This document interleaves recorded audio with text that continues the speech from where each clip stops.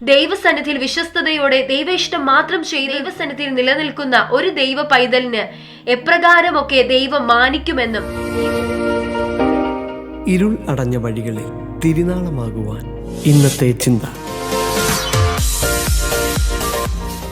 Israel ജനത്തിന്റെ പാപങ്ങളെക്കുറിച്ചും അവർക്ക് ദൈവം നൽകുന്ന മുന്നറിയിപ്പുകളെക്കുറിച്ചും ഒക്കെ ഉള്ള ഒരു പ്രവചന ശബ്ദമാണ് യെശയ്യാ പ്രവാചകന്റെ പുസ്തകം.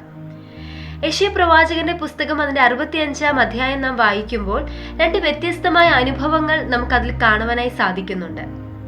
65-ാം അധ്യായത്തിന്റെ 1 മുതൽ 12 വരെയുള്ള ഭാഗങ്ങളും അതിനുശേഷം 15 വരെയുള്ള ഏതാനും വചനങ്ങളും ദൈവത്തിന് ഇഷ്ടമില്ലാത്ത പ്രവൃത്തികൾ ചെയ്യുന്നവരുടെ ജീവിതത്തിൽ എന്ത് സംഭവിക്കുമെന്നും 65-ന്റെ 15 മുതൽ താഴോട്ടുള്ള ഭാഗങ്ങളിൽ ദൈവസന്നിധിയിൽ വിശ്വസ്തയോടെ നിൽക്കുന്ന ദൈവത്തിന്റെ ദാസന്മാർക്ക് എന്ത് സംഭവിക്കും എന്നും രേഖപ്പെടുത്തിയിരിക്കുകയാണ്.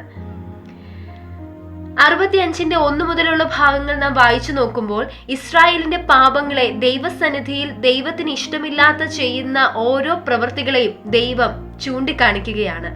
വളരെ ശക്തമേറിയ പ്രവചന ശബ്ദങ്ങളാണ് ആ ഒരു ഭാഗങ്ങളിൽ നമുക്ക് കാണുവാനായി സാധിക്കുന്നത്. ദൈവത്തിന്റെ സ്വന്തം ജനമായ ഇസ്രായേൽ ജനത്തിന്റെ അകൃത്യങ്ങളിൽ, പാപങ്ങളിൽ ദൈവം വേദനിക്കുകയാണ്.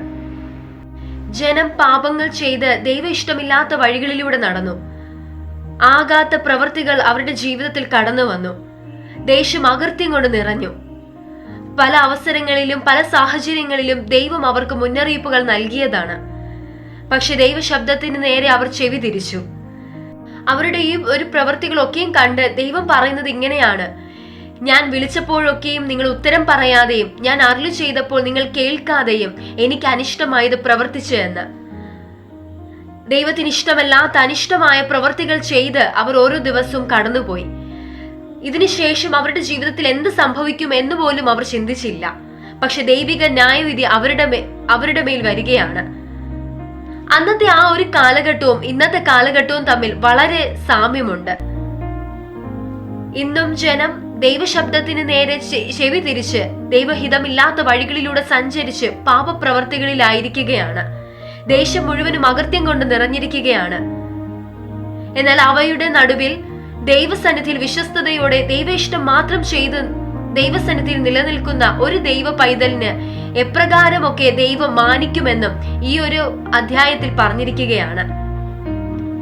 65-ാം അധ്യായത്തിന്റെ 15 മുതലുള്ള ഭാഗങ്ങൾ നാം വായിക്കുമ്പോൾ ദൈവസന്നിധിയിൽ ദൈവത്തിന് ഇഷ്ടമുള്ള പ്രവൃത്തികൾ ചെയ്ത് നടക്കുന്ന ഒരു ദൈവ പൈതലിന് ദൈവം എന്തൊക്കെ നൽകും, അല്ലെങ്കിൽ ആ ഒരു വ്യക്തിക്ക് ദൈവം എപ്രകാരമായിരിക്കും എന്ന് രേഖപ്പെടുത്തിയിരിക്കുന്നു. അവിടെ ആ ഒരു അധ്യായം നാം വായിച്ച് താഴേക്ക് വരുമ്പോൾ അതിന്റെ ഏറ്റവും അവസാനത്തെ ചില വാക്യങ്ങൾ എന്നെ വളരെയധികം ചിന്തിപ്പിച്ചു. ഒരു ഭാഗത്ത് ദൈവം ഇപ്രകാരമാണ് പറഞ്ഞത്: ഞാൻ വിളിച്ചപ്പോഴൊക്കെയും നിങ്ങൾ ഉത്തരം പറയാതെയും ഞാൻ അരുളി ചെയ്തപ്പോൾ നിങ്ങൾ കേൾക്കാതെയും എനിക്ക് അനിഷ്ടമായത് പ്രവർത്തിച്ചു എന്ന്. എന്നാൽ മറ്റൊരു ഭാഗം നാം വായിക്കുമ്പോൾ ഇപ്രകാരം നമുക്ക് കാണാം: അവർ വിളിക്കുന്നതിന് മുൻപേ ഞാൻ ഉത്തരം അരുളും, അവർ സംസാരിച്ചുകൊണ്ടിരിക്കുമ്പോൾ തന്നെ ഞാൻ കേൾക്കും. നോക്കേണ്ട പ്രിയപ്പെട്ടവരെ, സന്നിധിയിൽ ദൈവത്തിന് ഇഷ്ടമില്ലാത്ത പ്രവൃത്തികൾ ചെയ്യുന്ന വ്യക്തികളോട് എങ്ങനെയായിരിക്കുമെന്നും ദൈവ ഇഷ്ടം ചെയ്ത് ദൈവസന്നിധിയിൽ നിലനിൽക്കുന്ന ഒരു വ്യക്തിയോട് ദൈവം എപ്രകാരമായിരിക്കുമെന്നും രണ്ട് വ്യത്യസ്ത അനുഭവങ്ങളിൽ നിന്ന് നമുക്ക് അവിടെ ചിന്തിക്കുവാൻ സാധിക്കും. ഇന്ന് ഒരു പ്രതിസന്ധിയിലൂടെ കടന്നു പോകുന്ന വ്യക്തിയാണോ നിങ്ങൾ? ഒരു പ്രതികൂലത്തെ കണ്ട് പതറി നിൽക്കുന്ന ദൈവ പൈതലാണോ നിങ്ങൾ? നിങ്ങളോടും ദൈവത്തിന്റെ ശബ്ദം ഇപ്രകാരമാണ് ഇന്ന് കൈമാറുന്നത്: നിങ്ങൾ വിളിക്കുന്നതിന് മുൻപേ ഞാൻ ഉത്തരം അരുളും, നിങ്ങൾ സംസാരിച്ചുകൊണ്ടിരിക്കുമ്പോൾ തന്നെ ഞാൻ കേൾക്കും. ദൈവ ഇഷ്ടമില്ലാത്ത പ്രവൃത്തികളിലൂടെ സഞ്ചരിക്കുന്നവരുടെ മേൽ ന്യായവിധി വരുമ്പോൾ ദൈവ ഇഷ്ടം ചെയ്ത് ദൈവ സന്നിധിയിലായിരിക്കുന്ന വ്യക്തികൾക്ക് ദൈവകൃപ എപ്രകാരം ചൊരിയപ്പെടുമെന്ന് നമുക്ക് കാണാം. ഒരു പക്ഷേ ദൈവ ഇഷ്ടമില്ലാത്ത പ്രവൃത്തികൾ ചെയ്യുവാനുള്ള പ്രേരണകൾ നമുക്ക് മുൻപിൽ വന്നേക്കാം.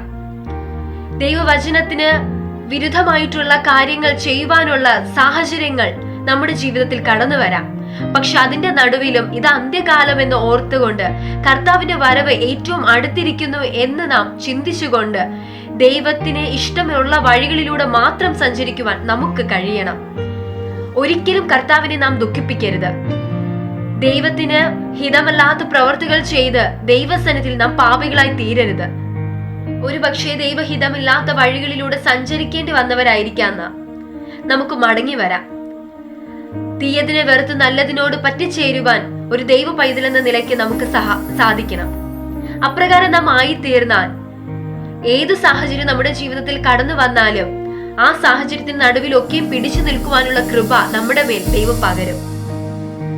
എത്ര പരിഹരിക്കപ്പെടാത്ത പ്രശ്നങ്ങളായാലും ഈ ദിവസങ്ങളിൽ പരിഹരിക്കപ്പെടുവാനായിട്ട് ഇടയാകും. അതുകൊണ്ടാ ദൈവം ഇപ്രകാരം പറഞ്ഞത്, അവർ വിളിക്കുന്നതിന് മുൻപേ ഞാൻ ഉത്തരമരുളും, അവർ സംസാരിച്ചു കൊണ്ടിരിക്കുമ്പോൾ തന്നെ ഞാൻ കേൾക്കുമെന്ന്. അതെ, ഒരു ദൈവസന്നിധിയിൽ ദൈവ പൈതലാണോ നാം? ദൈവഹിതം മാത്രം അന്വേഷിച്ച് നടക്കുന്ന വ്യക്തിയാണോ നാം? നമ്മുടെ സകല പ്രാർത്ഥനകൾക്കും മറുപടി ഉണ്ട്. നമ്മുടെ പ്രാർത്ഥനകൾക്ക്, നമ്മുടെ കണ്ണുനീരിന് മുഖം മറച്ചിരിക്കുന്ന ദൈവമല്ല നമ്മുടെ ദൈവം. ഈ ദിവസങ്ങളിൽ സാഹചര്യങ്ങൾ എന്ത് തന്നെ വന്നോട്ടെ, പ്രതിസന്ധികളുടെ നടുവിലൂടെ കടന്നുപോയിക്കോട്ടെ, പക്ഷെ അതിന്റെയൊക്കെയും നടുവിൽ നമ്മെ ജയോത്സവമായി നടത്തുവാൻ ശക്തനായുള്ള ഒരു ദൈവം നമ്മളോട് കൂടെയുണ്ട് എന്നൊരു ബോധ്യം നമ്മിൽ ഉണ്ടാകണം. ദൈവ വചനം നമ്മെ ഉറപ്പിക്കുകയാണ്. ദൈവസന്നിധിയിൽ നാം വിശ്വസ്തയോടെ നിന്നുവെങ്കിൽ, ദൈവഹിതം മാത്രം നാം നോക്കി ദൈവമുഖം മാത്രം അന്വേഷിച്ച് നാം സഞ്ചരിച്ചവരാണ് എങ്കിൽ, ഏത് സാഹചര്യത്തിന്റെ നടുവിലും നമ്മുടെ പ്രാർത്ഥനകൾ കേൾക്കുവാൻ, നാം വിളിക്കുമ്പോൾ തന്നെ ഉത്തരമരുളുവാൻ നമ്മുടെ അരികിൽ തന്നെ ദൈവമുണ്ട്.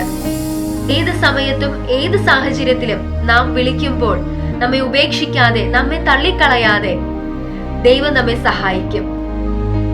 ഈ നാളുകളിൽ നമ്മുടെ ജീവിതത്തെ ദൈവസന്നിധിയിൽ ഒന്ന് ക്രമീകരിച്ചുകൊണ്ട് കർത്താവിന്റെ വരവിനായി ദൈവസന്നിധിയിൽ വിശ്വസ്തയോടെ കാത്തിരിക്കുവാൻ ദൈവം നമ്മെ സഹായിക്കട്ടെ. God bless you all. Amen.